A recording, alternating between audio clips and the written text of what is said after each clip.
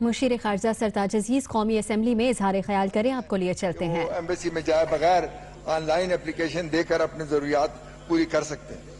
اس کے علاوہ ہم نے ایک ڈویژن بنایا ہے اوورسیز پاکستانی کے لیے، اور اس کا بہت گہرا کوارڈینیشن ہے منسٹری آف انٹیریئر کے ساتھ، امپاس کے ساتھ، نادرا کے ساتھ، اور جتنے بھی ہمارے ادارے ہیں، تاکہ وہ جو فیسلٹیز وہاں موجود ہیں وہ اویلیبل ہوں۔ اس طریقے سے جہاں جہاں ہماری کمیونٹی کی تعداد بہت زیادہ ہے، جس طرح جدہ ہو گیا یا دبئی ہو گیا، وہاں ہم جو فزیکل فیسلٹیز ہیں کاؤنسلر ہال کی اور دوسری، ان کو بتدریج ہم ایکسپینڈ کر رہے ہیں۔ تو یہ بھی میرا خیال ہے کہ ان وہاں کے لوگوں کے لیے بہت ہی سہولت ہوگی۔ اس میں جو ایکسپورٹس پاکستان کی اور اکنامک ریلیشنز ہیں، اس پہ بھی کوشش جاری ہے، کیونکہ ہمارے وزیر اعظم صاحب نے سب سے پہلے یہ ایک بات کہی تھی کہ فارن پالیسی کا سب سے اہم مقصد جو ہے وہ اقتصادی ترقی، اقتصادی بحالی ہے۔ تو ہم ہر سفیر جو ہے ہر مہینے رپورٹ بھیجتا ہے کہ ہم نے انویسٹمنٹ اور ایکسپورٹ کے لیے کیا کیا ہے۔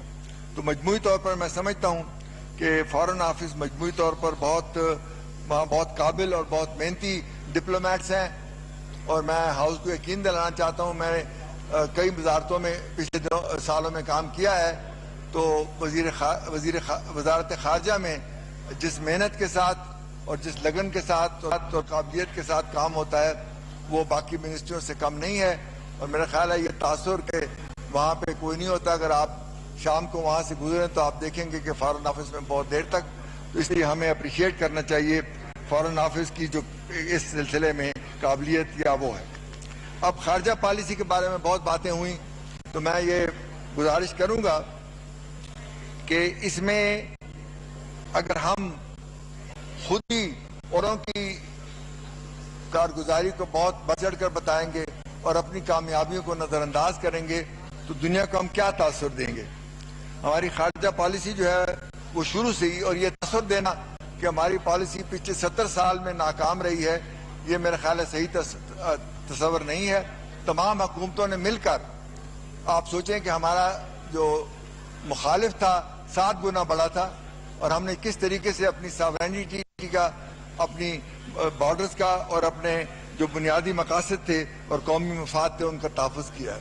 اس کے بعد آپ دیکھیں جناب اسپیکر کہ 9/11 کے بعد مسلمان ممالک پہ کتنی الغار آئی، عراق پہ افغانستان پہ حملہ ہوا، عراق پہ حملہ ہوا، پھر سیریا اور باقی لیبیا پہ حملہ ہوا، لیکن خدا کا شکر ہے کہ باقی ممالک کے مقابلے میں پاکستان اس وقت ایک پر اعتماد اور بہت ہی مضبوط شکل میں ہے۔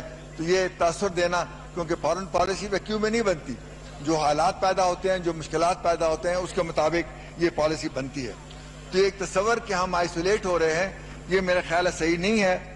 ہمارا جو سب سے بنیادی جو الائنمنٹ دنیا میں بدل رہی ہیں، جو جیو پولیٹیکل تبدیلیاں آ رہی ہیں، اس کے مطابق ہمیں اپنی فارن پالیسی کو ترجیح دینی ہے۔ تو ہمارے منشور میں تھا کہ ہماری جو جغرافیکل لوکیشن ہے کہ ہم ساؤتھ ایشیا کے ایک طرف، ویسٹ ایشیا اور سینٹرل ایشیا کے دوسری طرف، ہم نے اپنی لوکیشن کو ایسٹ میں کیسے تبدیل کرنا ہے، اور اس کے لیے انرجی کنیکٹیوٹی، ٹریڈ کنیکٹیوٹی جو ہے اس کی ضرورت ہے۔ تو ہم اس وقت بڑی ایک بنیادی تبدیلی دیکھ رہے ہیں۔ ہمارا سی پیک ہوا جس کی بہت بڑی اہمیت ہے اقتصاد کے لیے، اس کے بعد کازا 1000 ہوا ترکمانستان، تاجکستان اور قازقستان سے بجلی لانے کے لیے، اس کے بعد تاپی گیس پائپ لائن ہوئی، Iran Pakistan gas pipeline ہوئی۔ یہ بڑے آئسولیشن کہاں سے عامل ہے، اس سے ہمارا جو وہاں پہ پولیٹیکل رول ہے وہ بھی بہت امید ہے کہ اس سے عامل ہے، اس سے ہمارا جو وہاں پہ پولیٹیکل رول ہے وہ بھی بہت امید ہے کہ اس سے بڑھے گا۔ جو مسلمان ممالک سے ہمارے تعلقات ہیں، مودی صاحب نے 2 دورے کر دیے اور آپ کا تصور پھیل گیا کہ یہ مسلمان ملک سے تعلقات خراب ہو گئے۔ ہمارے تعلقات مسلمان ملکوں سے تاریخی ہیں، مذہبی ہیں، تمدنی ہیں، بہت دور ہیں، اور ان دوروں سے اس پہ کوئی اثر نہیں پڑتا، اور وہ انشاءاللہ جاری رہے گی۔ اس طریقے سے جو ایران کے ساتھ ہمارے تعلقات ہیں وہ بھی بہت ہی اچھے سمت میں جا رہے ہیں۔ سینکشنز کے بعد جو مواقع ابھرے ہیں ان سے ہم پورا فائدہ حاصل کریں گے۔ اس طریقے سے افغانستان کے ساتھ بھی آپ کو یاد ہوگا کہ جو حالات تھے، اس کے بعد ہم نے ایک بنیادی تبدیلی اپنی پالیسی میں کی، نان انٹرفیئرنس کی، نو فیورٹس کی، تو اس سے بھی شنگھائی کوآپریشن جو ہمارے ہارٹ آف ایشیا پروسیس تھا اس میں کوارڈیلیٹرل کوارڈینیشن گروپ بنا، اور ہم بڑی سنسیئرلی کوشش کر رہے ہیں کہ وہاں پہ امن کا عمل شروع ہو، اور اس مقصد کے لیے جو ہمارا بارڈر مینجمنٹ کا منصوبہ ہے وہ بہت ضروری ہے، کیونکہ ہماری افواج نے بڑی بہادری کے ساتھ جو فاٹک میں اپنا رٹ قائم کی ہے وہ اس تک مکمل نہیں ہوگی جب تک ہم اس بارڈر کو پوری طرح مینیج نہیں کریں گے. تو یہ بھی اس پر بڑے اچھے طریقے سے کام چل رہا ہے.